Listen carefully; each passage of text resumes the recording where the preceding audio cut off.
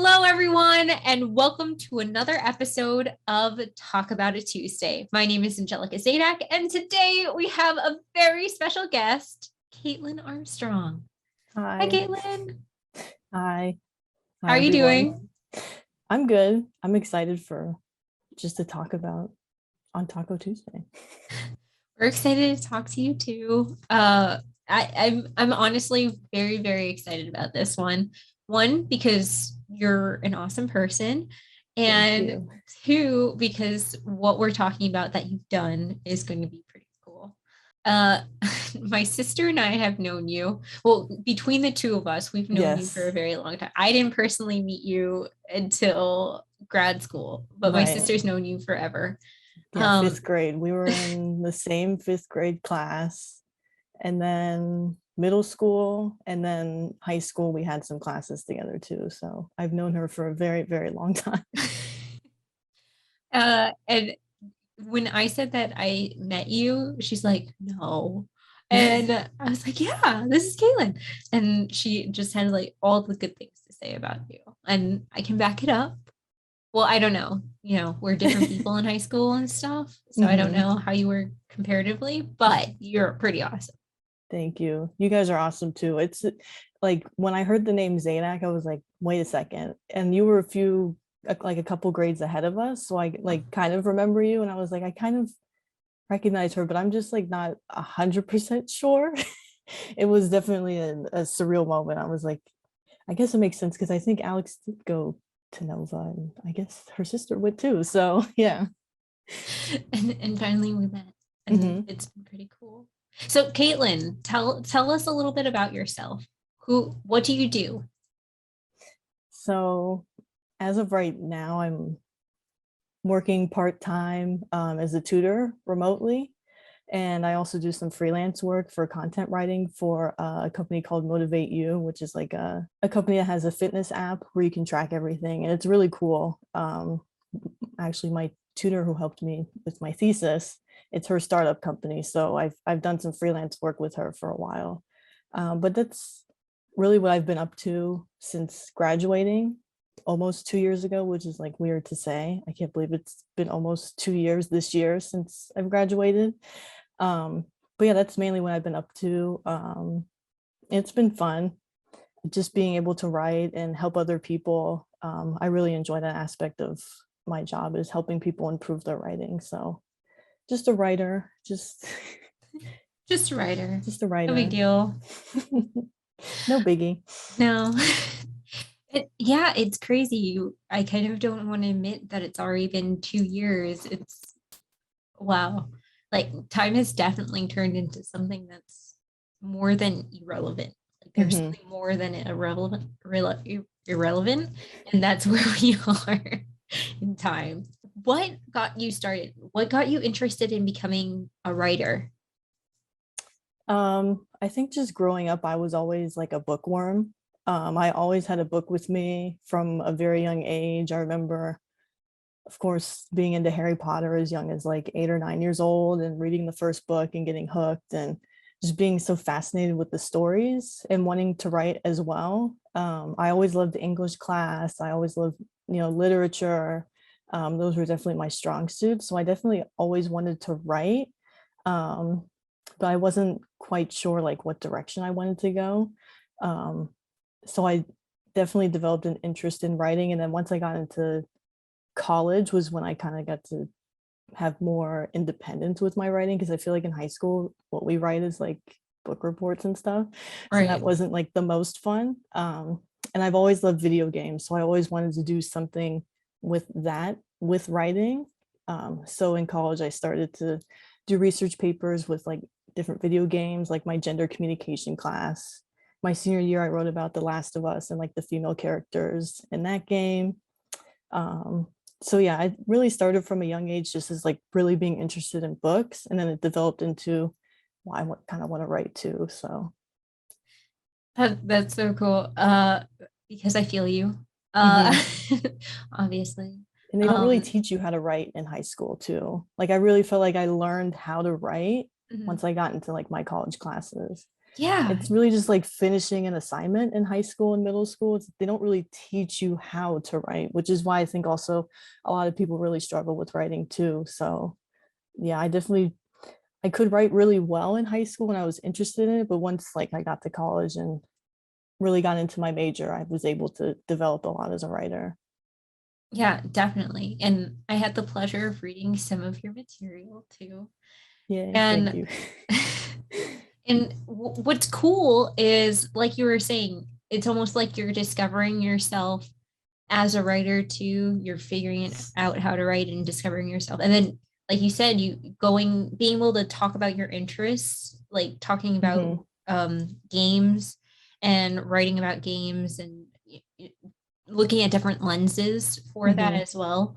I guess how did you get started? What got you into games specifically? Because that's something we don't really talk about. We talk about Mhm. writing, but no one really thinks about, hey, let's write about games. Yeah. And it is a fairly new field. Mhm. And so what got you interested? What got you started writing in that field, specifically Right. of writing? Um, well, I've been playing video games literally since I was like 7 or 8 years old. Like I remember having a Game Boy Color and lime green, and my first video game was Pokemon Crystal, which is a throwback.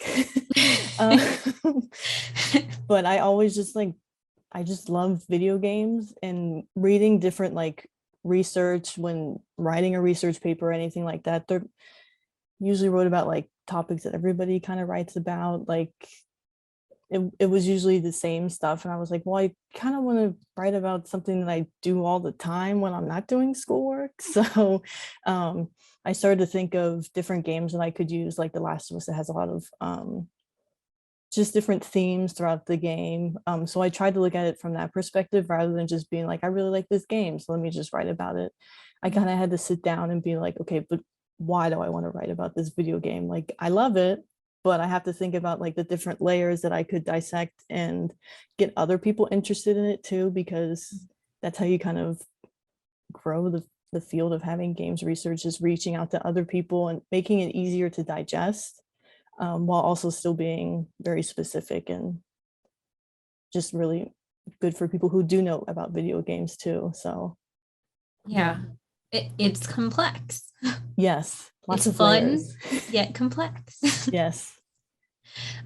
So you talked about Pokemon Crystal being your first game, Hmm. and that's interesting because in in grad school, your thesis has to do with Pokemon. Hmm. So, can you tell us a little bit about your thesis? I thought it was really cool, but obviously, no one Yeah, else here has seen it. right. Um, so yeah, I again, like I said, I've always my first video game was Pokemon. I always loved Pokemon. So I kind of wanted to go back to that for my thesis just because it kind of felt like a full circle moment. Mhm. But I wasn't really quite sure what to write about specifically with Pokemon because it's just so massive and there's so many different things that you can write about, that I was like, this is like probably the hardest part of writing my thesis, is figuring out what I want to write about. It took quite some time to figure that out, but I knew about Pokemon esports, and I didn't know like a whole lot about it, but I knew enough, and I also kind of wanted to learn as I wrote. So I decided on Pokemon esports, and I ended up using a theory called the uses and gratifications theory. So essentially, what my thesis was about is, why do people interact with Pokemon, specifically esports? Why are people interested in it? What's the purpose? What do people get from it?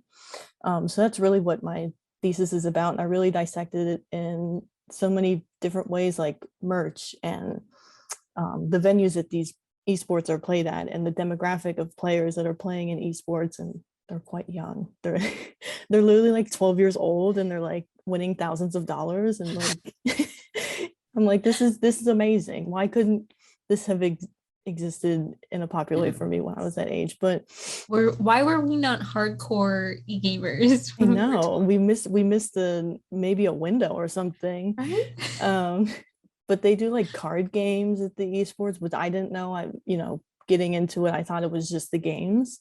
Mhm. But they have two separate divisions of people who just play the cards and then people who play the video game as well as other Pokemon games. And it really developed into something massive and just so much information. So yeah, I just had a lot of fun writing it, and there was just so much to learn as I was writing. I learned a lot that I didn't know, but also I think I did a pretty good job of writing it because I feel like I was able to write it in a way that was easy for people to digest. Like when I presented my thesis, I really had to think like, okay, we have a limited amount of time, and I have to make sure that this information is good enough and easy enough for people to understand, because there were people who came to watch via Zoom that had no idea about what esports was, or that Pokemon even had that Pokemon even had esports, because it's not one of the more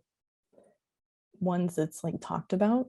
I feel like there's other esports games that are totally different from Pokemon that are the most popular. Like Fortnite has a bunch of tournaments and stuff like that, where you can win a lot more money. But um, yeah, I basically just did a deep dive into Pokemon esports and where they fit into the esports world too, because again, they are so different. They have a much younger player age group that participates in their tournaments compared to a lot of the other big games. So yeah, that's essentially what my thesis was about. It was a lot of information. It was a lot of information. That's what a thesis is, I know right? it's like so overwhelming writing it and doing all the research, and like you said earlier, like games don't really have a big database of research. Like when you're writing a research paper and searching for peer-reviewed articles, there really aren't a lot at all for esports, which was a really hard part of writing my thesis. I didn't have like a lot of guidance in that way of Mhm. reading other people's work and being able to maybe frame mine a little bit after it. But I guess in hindsight, it's good that I wrote it, because now I've added to the research that's there. So What I can, first of all, loved your thesis, loved watching it and like the thank you. presentation portion of it. And what I kind of think of it is like we're explorers and you're the person who's doing esports, Pokemon esports, and Hmm. exploring and opening up this new world, building the map for other Hmm. people to really navigate what that means, Hmm. or that that whole field of knowledge of information. And that's pretty cool. And to think, I just keep thinking about when I was a kid and like when you were a kid, Hmm. um there, none of this existed. We were just Mm-mm. like those weirdo kids. We were kids. Our parents Yeah. are like, why are you wasting your life on this? And Yeah. like it makes her happy. Let's give Hmm. her a game.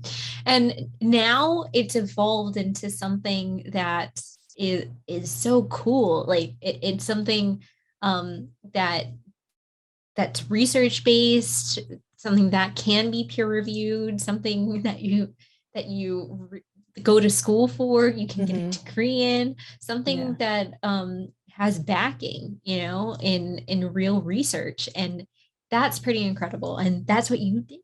You opened up this whole new world for Hmm. us nerdy kids, uh, to have this whole new space to play in. I Yeah. mean, not normal, but like have a home, have a Yeah. place to go, It's which not the is one that you hear awesome. about a lot. Like I was a communications major, that's my bachelor's. Mhm. Um, and it wasn't really something that a lot of people did.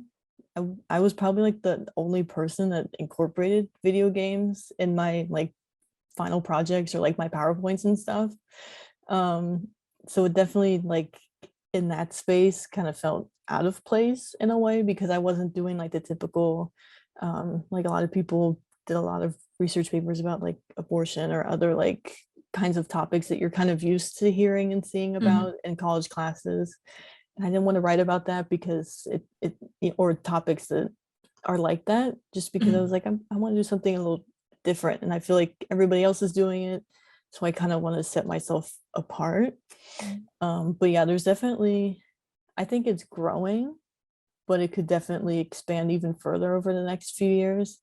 And I feel like in the pandemic, people have gotten more into video games. Like people who aren't usually into video games have gotten into it. Obviously, like with Animal Crossing, like everybody was obsessed with it. Right. Um, but I think people just in general are playing more video games. A lot of people still are staying at home, working remotely, and it's just something easy to kind of get lost in and relax to. And then if, you know, we can transfer that into academia, like that's even better to provide a space for kids now growing up to see that you can be published and make a Mhm. career off of being a video game scholar. So Yeah. Who would have thunk it? Who I would have know, thunk it? never in a million years when, No. when I was growing up did I think maybe I can write about video games someday. It was like it just what didn't cross my mind ever. So now, Kaitlin, comes a very important part of our interview Hmm. called our taco portion. Woo! Lasers, there's sound effects. Things are popping up from the Fireworks, screen. smoke. Smoke, yes, fog machine, fog machine, fog machine. So Kaitlin, this is very important. We're going to since you're a Pokemon researcher, Okay. expert, Oh uh boy. Oh no. we're going to walk through a scenario, okay? Okay. So you you're now entering the Pokemon world. Uh and now as your little pixelated character, you're in the Pokemon world, Hmm. and you hear something in the distance. Ah! You walk towards the sound, and it takes you towards tall grass. Oh boy. You I'm walk ready. into the tall grass, and something interesting. You smell like a taco-y smell. Hmm. Um, and you realize that this region is known for its taco Pokemon. So as you're in the tall grass, a Pokemon appears. What is this Pokemon's name? Oh boy. That's a good question. Well, I literally had Taco Bell for dinner, so this is a perfect fit. Maybe Crunchy is his name because he's got a crunchy Crunch, shell. Yeah, he's got a crunchy. yeah, Crunchy. He's got a crunchy shell, not a soft taco. That's kind of the vibe that I'm getting. They have to protect themselves from attacks, so you need a bit of a Right. shield. A So is crunchy a shield mon. is a taco shell? Yeah, maybe a crunchy mon. That's his A name. Crunchy crunchy mon. mon? Yeah, Crunchy mon is his name. Crunchy mon. Okay. Mm-hmm. So a crunchy mon appear while crunchy mon appears. And what sound does the wild Crunchymon make? I feel like it sounds like a crinkling of like chips. You know what I So if mean? you can make Like a it, little what would bag, it sound like? like a like that noise. I don't have any chips near me. Yeah, like that. Okay. So a wild Crunchymon appears. All right. So it's just you and Crunchymon. You haven't caught any other Pokemon yet. Hmm. What's Crunchymon's first move? Hmm. Probably like growl or something. Growl. Yeah. So it growls at you and lowers your defense, and you're a little nervous. Hmm. You just entered the Pokemon world. You encountered a Crunchymon. Uh, what do you do? Hmm. Do you run? Do you look in your bag? Or do you attack it? I'm gonna look in my bag. Hopefully, I maybe took a Pokeball with me on my way out of Okay. the house. You have 5 Pokeballs. You have 2 potions, and you have some beef. Okay. You don't know why your bag doesn't stink, but it doesn't. So I'm probably gonna throw the Pokeball just to try and see. All right. So you throw the Pokeball at Crunchymon, uh, and it's in the ball. Boop, boop, boop. You caught Crunchymon! Yay! Awesome.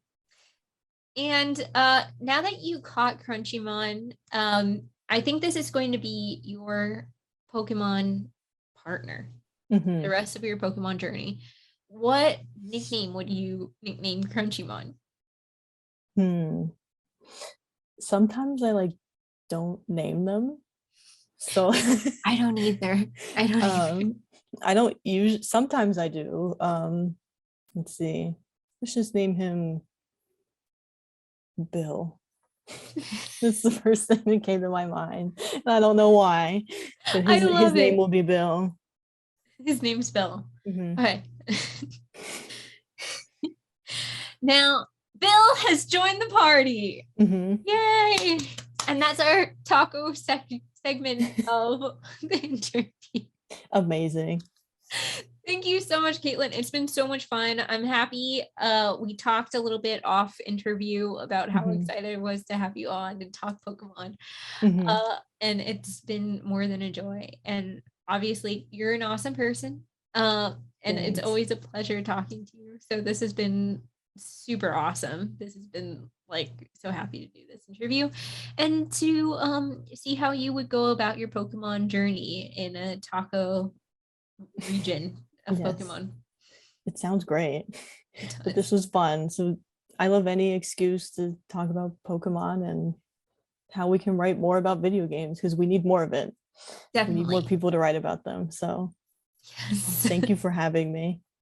And Kaitlin, if anyone wanted to find you, if anyone wanted to read any of your work, where could they find you? What could they look for to read your work?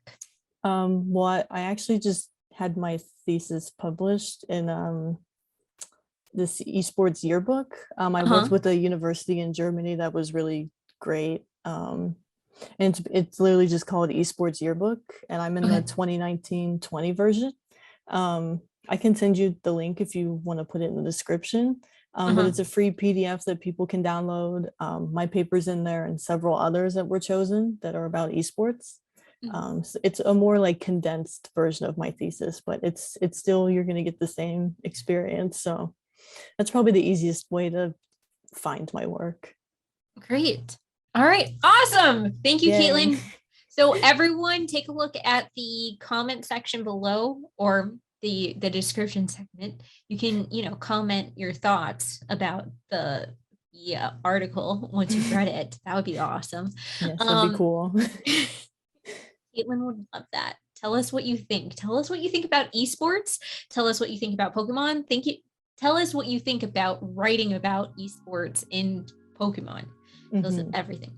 And her link to her article is going to be in the description below. So take a look at that. Caitlin, thank you so much for joining us again. So much. More than a pleasure. No Thank you. problem. Thank you everyone for watching Talk About It Tuesday. Again, my name's Angelica Zadak. This has been Kaitlin Armstrong. And if you want to see artists talk about their work every Tuesday, you can subscribe to us and you'll get a notification and hit the bell and you'll get a notification every week when something new pops up. You can also like this video so that we know like how awesome Kaitlin is. We'll just get validation. We know it's just adding validation to it, to what we know. You can comment below about what you thought about her article once you've given her a read, what you think about what she has to say about Pokemon sports, and a little bit of your past as well. And make sure to check us out every Saturday for a new sketch posted here on our YouTube channel as well. If you're just audio listeners, we do have a podcast called This is Legends of Yesterday, where we talk about histories, mysteries, and ghost stories in Florida. So you can check that out on wherever you listen to podcasts. Thank you so much for joining us today. Goodbye.